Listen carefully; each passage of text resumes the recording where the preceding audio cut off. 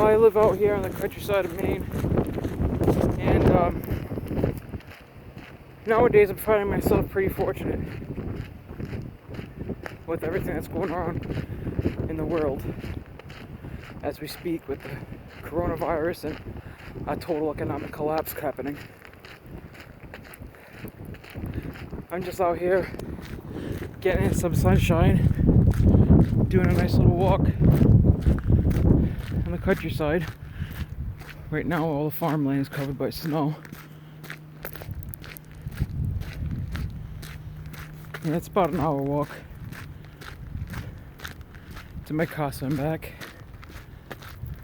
Some things I wanted to talk about today is how even though we are experiencing some very dark days, we can still look forward to even darker days to come. We got the government just keep printing money to try and put a non-stickable band-aid on a wound that basically has no limbs. I mean, we're supposed to all be getting what was it, $1,200 or $1,500 check in the mail for all Americans that have filed a tax return, and another $500 for each eligible dependent. Well, supposedly there's supposed to be 2 issues of that. The first round, and then if everything doesn't ease up in weeks and months to come, the second round is going to be issued of free money, helicopter money. I don't know what they think that's going to solve. I mean, we already got 3-4 states that have shelter in place going on right now. California, New Jersey, New York. I'm pretty sure Baltimore, something like that. Someplace in Maryland is also doing that too. We got the military over there making ground in New York. Some floating hospital vessels on the water.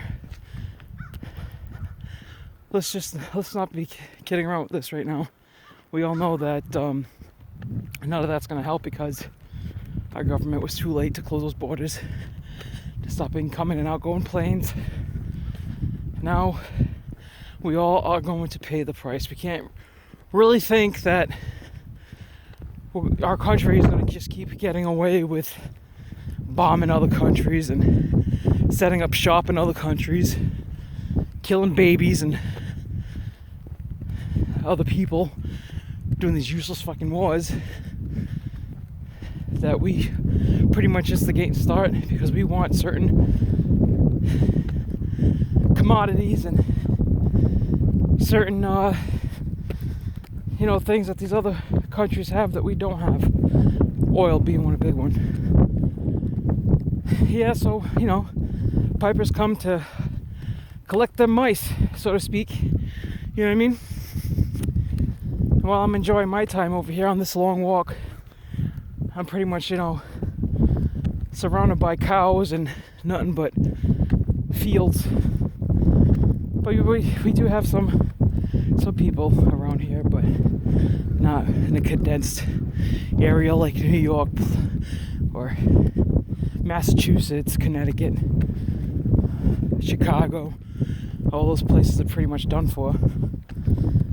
I'm sure, down south in the southern parts of Maine are not going to be too pretty either. They just recently closed all the Canadian borders here, too. We used to get tons of Canadian shoppers and consumers come into this part of Maine where I'm at. I'm right at the very tip of the top of Maine.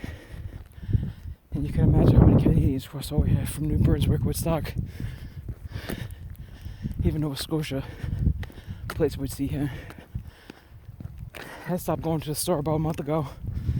I made my last run to a Walmart, which I did that at 5 o'clock in the morning. It's about an hour away from my house for the supercenter. We have a local Walmart over here, but they don't really have too much for produce there. Plus I had to go to my my local Lowe's out there to pick up a freezer, because you need that extra storage. Because I'm anticipating, going to sit on our deer stands that we have set up in back of our woods. We live on 10 acres. We're going to have to gather some forest meat, deer, moose, possibly bear, whatever else is out there for us. And we're going to need a freezer to put it in. We just got a small top load freezer. And I went to Walmart about a week ago, and I wasn't playing, man. I went in there with rubber gloves, full face mask, big goggles, everything. I don't care who looked at me. Stacked up that carriage. I didn't take what I didn't need. I just, took what we needed to sustain ourselves for a few months, possibly even a year. I mean, we've been preparing for things like this or a situation like this for many years. And thank God that we did do that, because we just had to do a couple of more runs and we should be all set. We got our gas reserves, and we did all of our weapons check and ammo. We're all set with that. Pretty much all we're waiting for now is just for the total collapse of our government economy, which is not too far behind. No matter what they do to try and pump the markets, it's not working. Just keeps crashing and crashing. Stays positive for a little while, and right before day's end, right before the markets close, there you go. Sheet of red across the whole screen. I'm about almost ready to turn around and make my way back to my casa. A lot of things got me worried, So I think I'm more worried about this virus more than the collapse of the economy over here in the U.S. Actually, it's going to happen globally. It's not just going to be the U.S. that's going to be suffering for that. Monkey see, monkey do. Once the United States fucking lowers those interest rates and starts printing more money, other countries do the same thing. So it's going to be a global effect, domino effect. And once that happens, I think I'm more prepared for the economic collapse than I am for this virus. I mean, any little scratchy feeling I get in my throat or any kind of cough I make, automatically, instantly thinking I got Covid-19. The probability of that, me getting that, contracting is probably slim to none. Because I don't go anywhere. We don't have any friends. It's just me, my husband, and two of my kids. One of my sons is stuck in Ecuador. A small village in Ecuador. I think it's Quito, Ecuador. He's stuck there. He was supposed to take his plane back in April, but of course that got canceled. I got another fellow 7 weeks ago. He's got some dogs chasing me right now. That's alright, because I always leave with some mace on hand. I had to use that more than once. Matter of fact, a couple days ago, I was walking out here with my dog. I got a couple shepherds, and some lady just was walking her dog. No leash on the dog. It's a pit bull. I mean, I'm sorry to say for you, the pit bull lovers out there, but I'm not too fond of the breed. I'm actually terrified of that breed. They're so unpredictable. They're not mentally stable. They do not have stable mindsets at all. Anyways, making our way down to the part of the road, turn to go down to our street. And this pit bull just started lunging right at us. Of course, my dog was on a leash. Just, we were just making our way, just ignoring the dog. Don't show any kind of fear or anything like that. Man, I wasn't scared anyway because I had my dog with me. Plus, I was packing. My husband had a nice big old can of bear mace. Anyways, dog lunged at my dog, started, making mouth contact with the neck and shit. And she tried to fight back, but I was holding onto her leash so tight that, I dropped to the ground. I eventually let go of the leash. I just seen that freaking pit bull man stare at my face like he was looking right at me. Thankfully, my husband took that jar of mace, sprayed it right in his fucking face. All those ladies that were just standing there, didn't do shit. Oh, are you okay? Yeah, I'm fucking alright, no thanks to you. Let me fucking call your dog. If you know you have a recall problem with your dog, it doesn't come to you when you're called. Do you really think you should be walking around with your dog with no leash? I don't think so. I do not think so. Anyways, yeah, that dog got a nice big full can of mace right in its face. Good too. Deserved it. Every last drop right in the eyeball. Anyways, if it wasn't for that can of mace, I guarantee you I would have gotten tagged. That would have been a pretty picture. So yeah, I don't leave anywhere without my mace now, and I can't bring my my piece, my handpiece. I'm not wearing the proper clothes for it. There's no way to attach it and keep it secure. I don't want to drop it or something like that, but yeah, we're gonna have to get more stringent with that. Pretty soon we're not even gonna be able to walk anymore. It's gonna come to a point where you're not gonna be able to trust anybody in their house unless you do anything. They'll fucking rob you, just see what you got in your pockets. And that shit ain't cool. Like, I'm looking right up the road right now and I see someone walking. I don't know if they got their dog with them or not. But I got my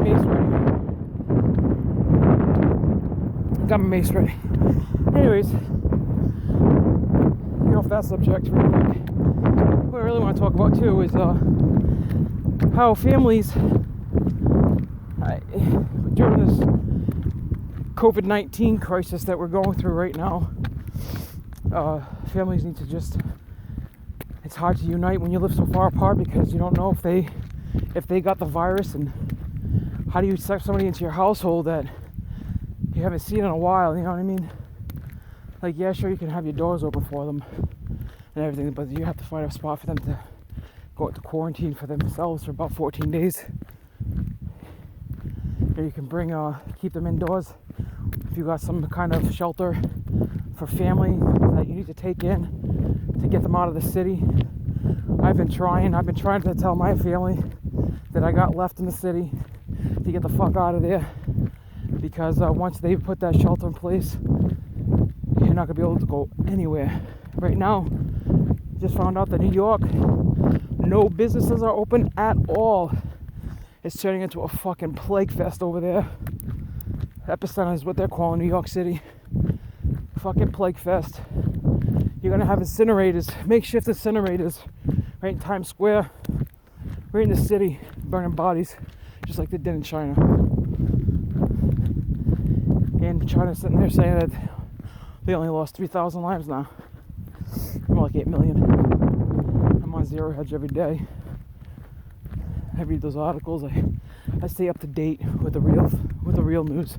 I knew all this shit was gonna happen before it even happened in the US. As soon as I seen that shit developing in China, me and my husband were like, "Up, better fucking get ready, because it's coming here, and we're so complacent here. We don't take nothing fucking serious over here.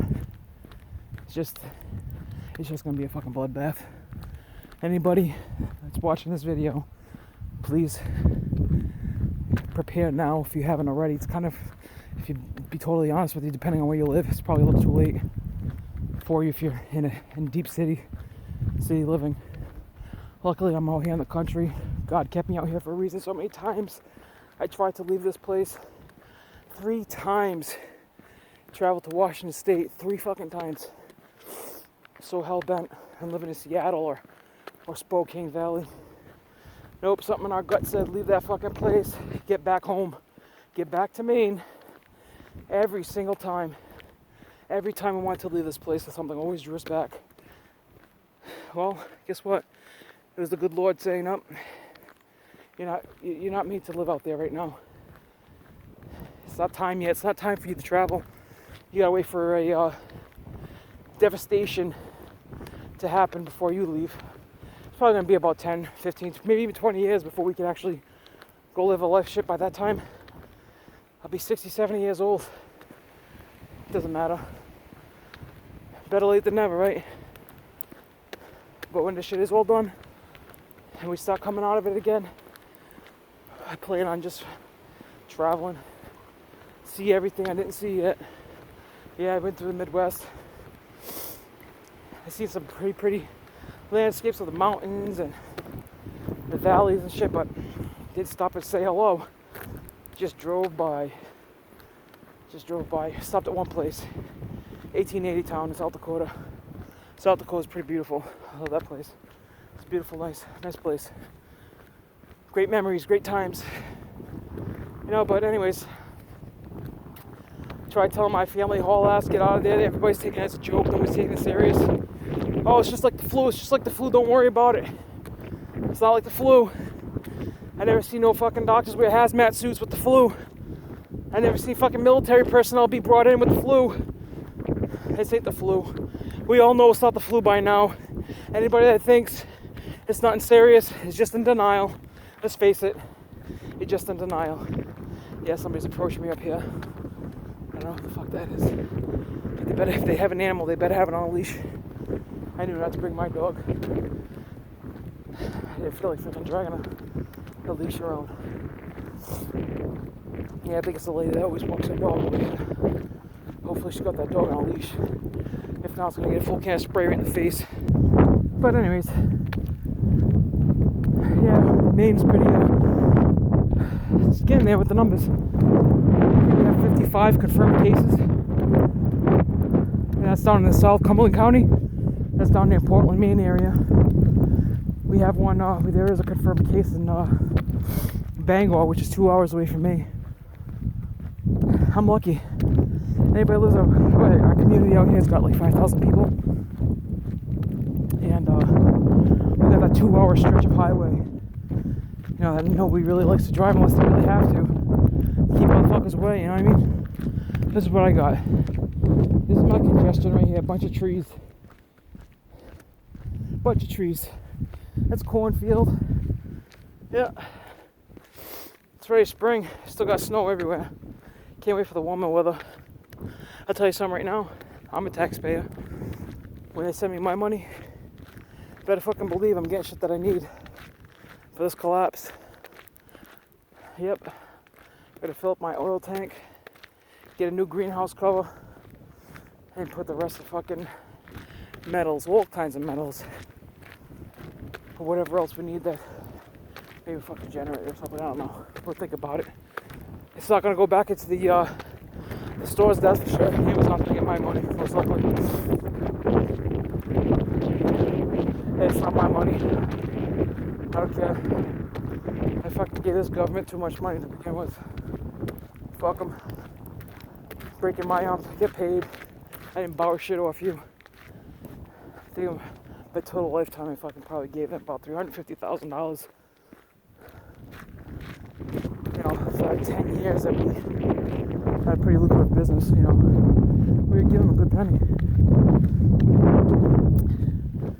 Well, guess what? I'm getting some of that money back. Cover my losses. Well, not really cover my losses, but get things that I wasn't able to get because it wasn't available to get. Anyways, this part of the walk right here is pretty scary because a bear can jump out anytime. It's all fucking woods. Woods on both sides. Could be a bear anywhere. And stupid me, don't got my 44 with me. Or 357. I get scared when I fucking, that's, you know what I mean? Anybody would be scared if I get mauled by a bear. Anyways, yeah, so I'm gonna end this video so I can finish my walk. And I'm coming up to the corner of the street where I'm gonna be taking a left. There's Dog Brook right here. This brook runs to the back of my property. I got a well, but if anything happens to my well, I got plenty of filtration to get some water right out of the brook. Nice, clean, crystal clear Maine water. Anyways, yeah, so remember folks, if you got family that's in the city and you got room to spare, you're out in the country, try and get them to join you. More hands, the better you are. The more hands you got, the better off you are. Like me, my household, I wish I had more men. I only got one man at my house, 3 females, 1 male. So my husband's gonna be the one to take the brunt of everything. Anybody that chooses the darkness, they can stay in the darkness. Me, I choose to be in the light. Anyways, folks, tell anybody you can that will listen. Try and pump it in their brain that this shit's real. It's happening fast. I'm terrified what Monday brings. Every day that goes by, you just get worse. If you haven't already, try and get that last bit of food. If you go to the store, don't be a fool. Wear gloves, mask, goggles. Who cares what people think? By now, everybody knows why you're doing it anyway, so it doesn't matter. Everyone's well aware of the coronavirus. Anybody that's in those grocery stores not wearing a mask or goggles or gloves are fucking fools. They're the ones that are in denial, they don't believe, or they just plain out don't give a shit. Who cares what you look like? All that should matter is that you're protecting yourself. Anyways, get out there, get what you need while you can before shelter in place is in your town. If you can, get out while you can. If you got some place to go, hook up with somebody that's got a retreat in the countryside that's not surrounded by people.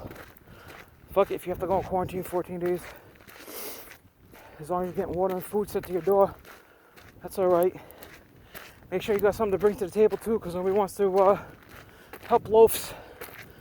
You know what I mean? It's always good to bring something to the table. Why put the burden on top of someone's shoulders when you don't have to? Get whatever food you got in your cabinet, throw it in a box, drive to the nearest relative that lives in seclusion if you got one. Be like, I'm here, set me up, pitch a tent, do something. Fucking throw a tarp over a tree branch if you have to. Get the fuck out of the city. I know for a couple more weeks I'm not even gonna be turning on the computer. It's gonna be fucking gruesome. I'm all set with that. Anyways, guys, almost done my walk. Thanks for joining me for this stream. I'll be doing videos every time I go walk, and maybe you'll get to see one of my pooches. Peace out. Sending peace, love, and goodwill their way. Remember, this ain't a joke. This is serious. Be very aware of your surroundings. Be aware of what is going on around you. Be aware of what your government's doing. It's no good walking around with a blindfold. If we don't know what's going on, we basically fucking walk around in the dark at their mercy. And guess what? Remember? It's low risk. It's nothing to worry about. Oh, really? Well, guess what? We don't even got fucking enough life support. No ventilators, nothing. Short hospital beds. People are fucking dying, getting infected left and right. This new bubonic plague. Peace out, folks.